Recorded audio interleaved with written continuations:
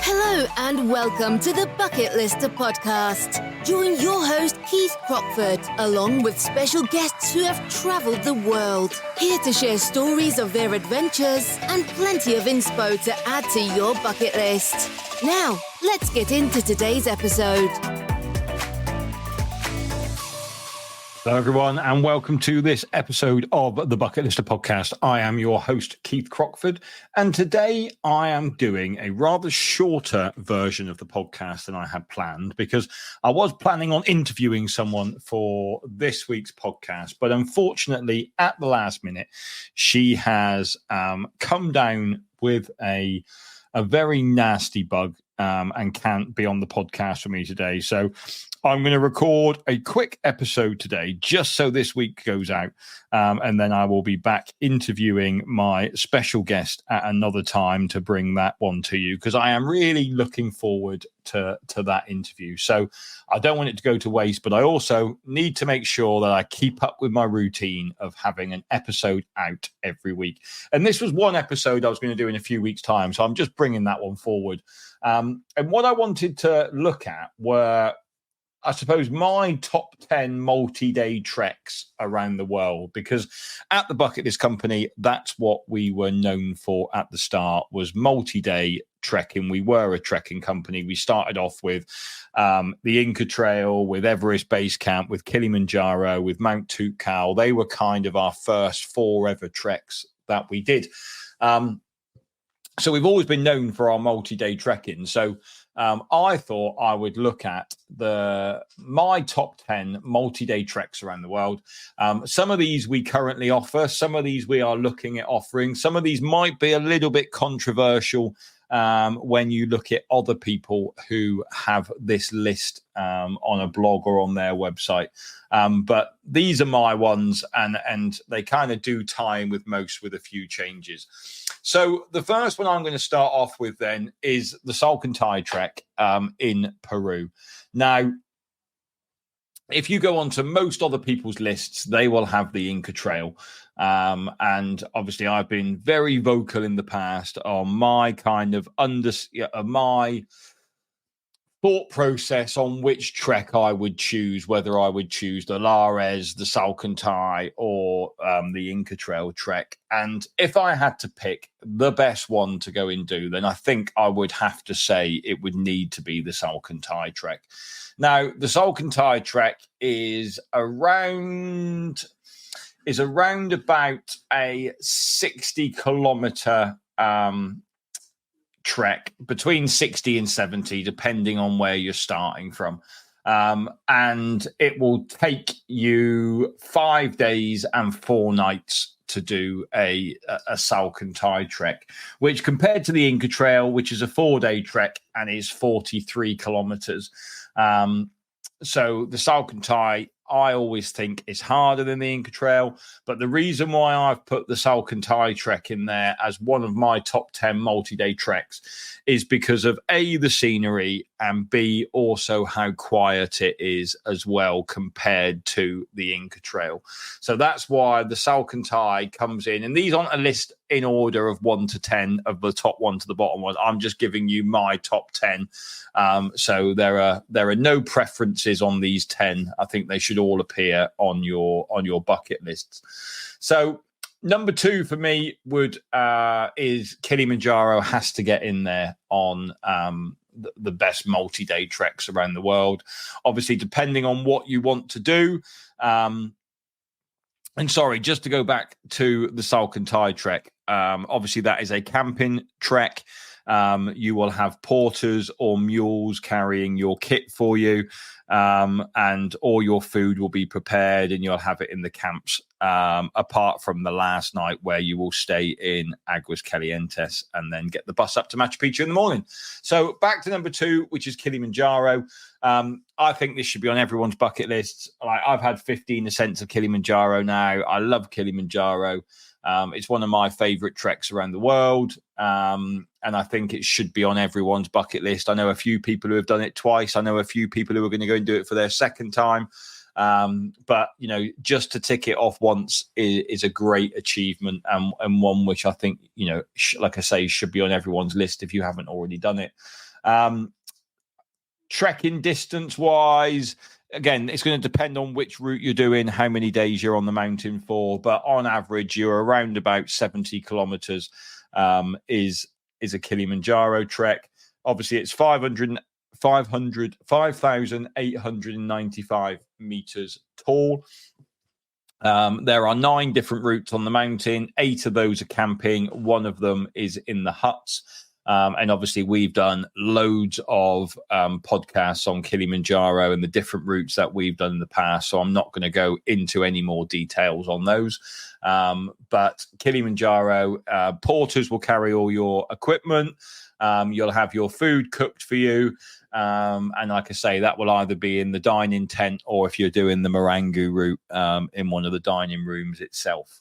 Number 3 on my list, if you look at most people's lists, they say that Everest Base Camp is one of the top multi-day treks. But I've kind of added a bit to this and said that it's Everest Base Camp in Gokyo Lakes is my preference on that list. Now, Everest Base Camp, Gokyo Lakes, roughly is a 16, 17-day trek, around about 100 to 115 kilometers. And the reason why I've added the Gokyo Lake section is because I think the up and back route of Everest Base Camp, by doing a more circular route and adding in Gokyo Lakes, just adds more to it into the trek itself. So that's why I think the Gokyo Lakes one should be added to the list. A, the lakes are stunning. B, you still get to go and do Everest Base Camp.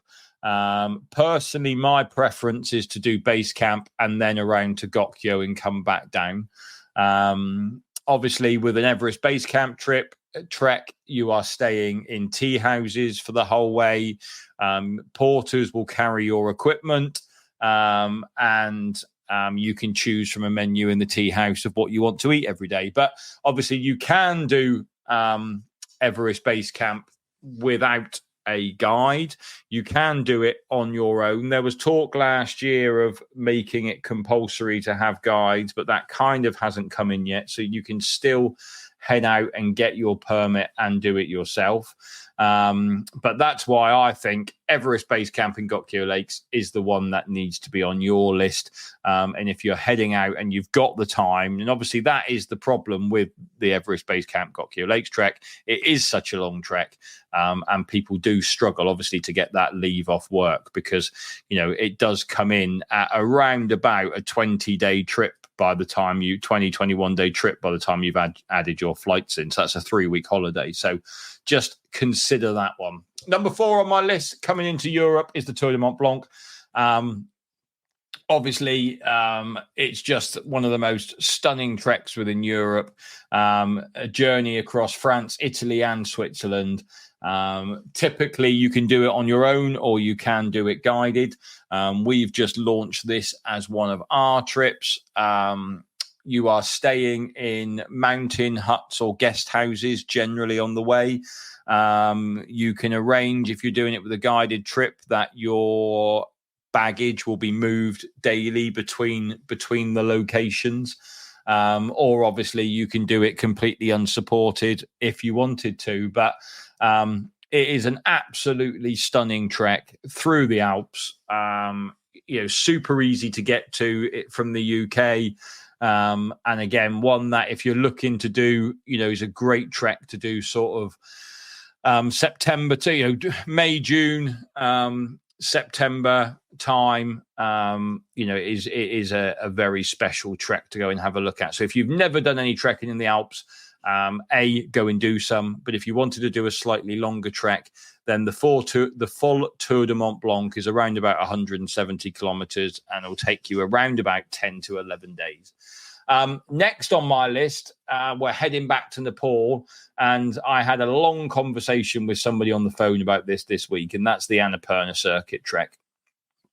Now, the Annapurna Circuit is, again, a stunning trip. The reason why I love it is because it is a circuit, unlike the Everest Base Camp trek up and back. I do like Annapurna circuit for that reason. I think the scenery down there is stunning. It is not as busy as an Everest base camp trek. And I mean, we've had so far this year, we've had an okay season for flights going to Lukla. But if you remember my podcast from last autumn, where we were having issues in Lukla with planes going, you don't have those issues on the Annapurna circuit trek. So, flights generally, if you did want to fly, are a lot more stable than the flights to Lukla, because you're not having to fly fully through the mountains to get back from Pokhara. But also you can drive, easily from the start and finish point if you needed to. For the Annapurna circuit trek. So should the weather be really bad, you can still get in and out if you need to. Very similar to Everest Base Camp in terms of you'll be staying in tea houses. You can choose your food off the menu.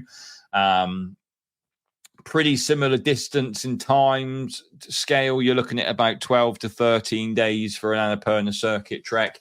And also, if you wanted to, you can have porters to carry your main bag. So you only need to do your day pack if you wanted to. So the Annapurna circuit is one that I definitely think should be on your lists. Moving back to Europe again, and this is one that I'm working really hard to try and work out how I can add this into our list of treks. But this time we're heading to Corsica and looking at the GR20. It's a 15-day roughly trip. It's approximately 180 kilometers.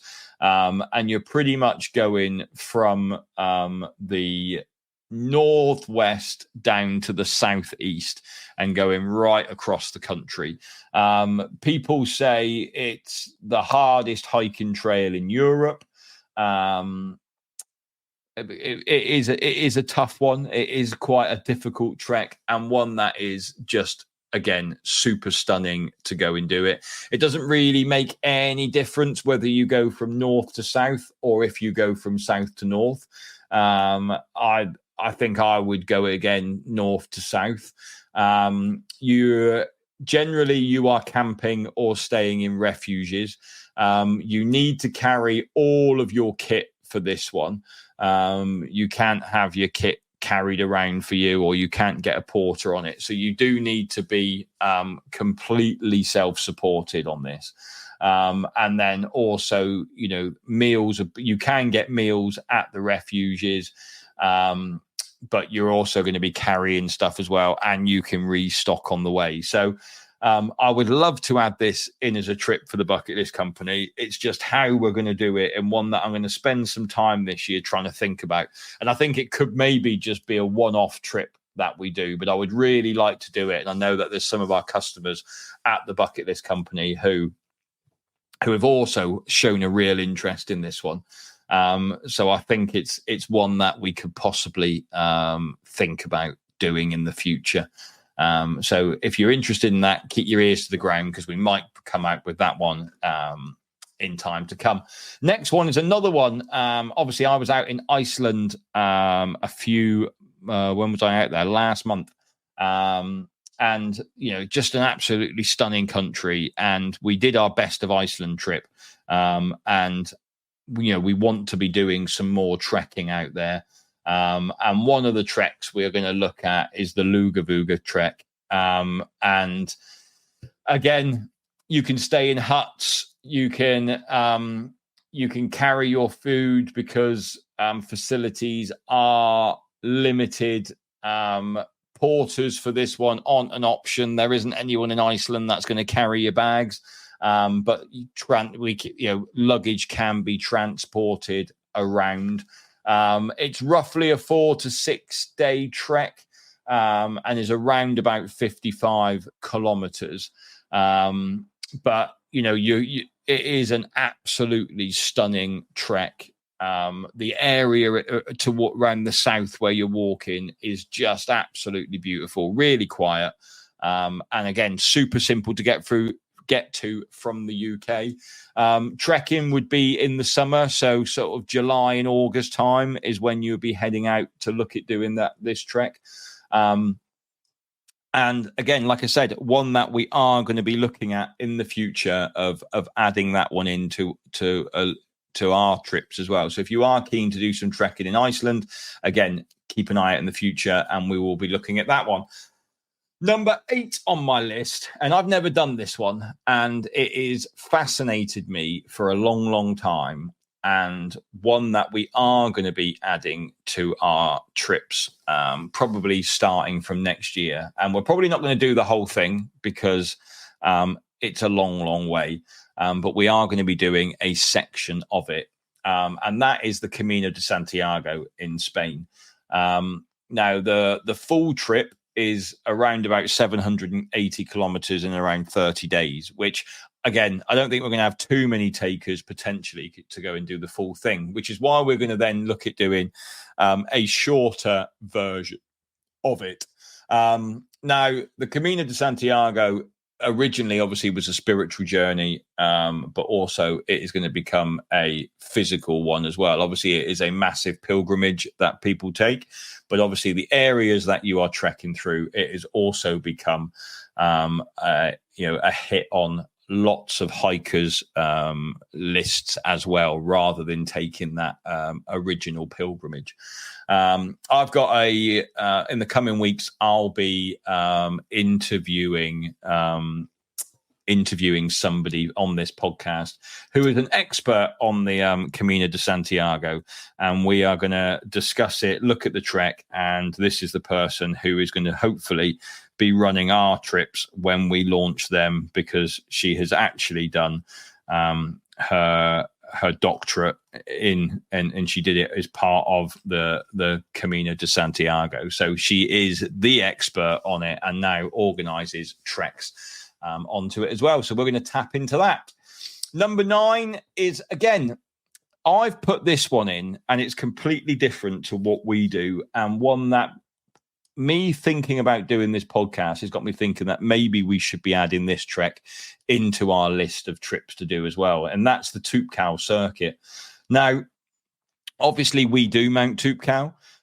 We go up and back. And I think we should be adding in the Toubkal Circuit for one of our trips.